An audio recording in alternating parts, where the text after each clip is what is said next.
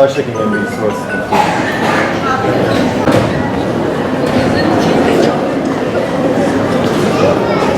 Menenjit beyin ve omuriliğin zarlarının inflamasyonudur. Ayrıca bu zarların arasındaki beyin omurilik sıvısının da inflamasyonu olarak kabul edilir. Menenjit damlacık yoluyla bulaşır. Enfekte bireylerin öksürme, hapşurma, enfekte bireylerin ortak kişisel eşyalarının kullanımı, çatal, bardak, bıçak gibi eşyaların kullanımı yoluyla sekresyonlar ile menenjit bulaşabilir. Mortal bir hastalıktır, ölümcül bir hastalıktır.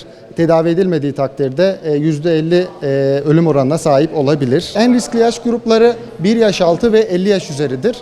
Özellikle ilk 3 ayda yeni doğan döneminde bağışıklık sistemi tam gelişmediği için menenjit vakalarına daha sık rastlanmaktadır. Belirtileri ateş, baş ağrısı, bilinç bozukluğu, ense sertliği, özellikle yeni doğanlarda, bebeklerde fontanellerde dolgunluk, emme, beslenme bozuklukları şikayetiyle gelebilir. Grip gibi düşünüp böyle bu durumlarda ihmal edilmemesi gereken bir durum. Çünkü ölümcül bir hastalık, tedavi edilmediği takdirde dikkat edilmesi gerekiyor. Korunma her enfeksiyon hastalığında olduğu gibi tabii ki aşıdır. Zaten devletimizin belirlediği rutin aşılama programında da bu menenjitin en sık 3 etkeninden ikisi yani pneumokok ve influenza aşıları yapılmaktadır. Meningokok aşısı ise ücretli bir şekildedir ama bu hastalıkta özellikle meningokok aşısında yapılmasını öneriyoruz.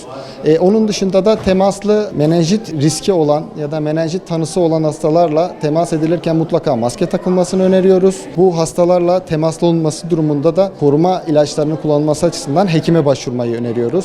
Yine tabii ki sık el hijyeni de biz bu hastalıkta da öneriyoruz. Aileler çocukların aşılarını mutlaka yaptırmalı. Son dönemlerde aşı reddi ile ilgili geri bildirimler alıyoruz ama bu hastalık tedavi edilmediği takdirde ölümcül giden bir hastalık. Bu hastalıkta devletimizin rutin belirlediği aşıları yaptırmamız gerekiyor. Üzerine de yine çocuk ya da erişkin enfeksiyon doktorlarımızın da önerisiyle meningokok aşısında biz yaptırılmasını öneriyoruz. Onun dışında tabii ki el hijyeni, şüpheli durumlarda da maske kullanımını öneriyoruz.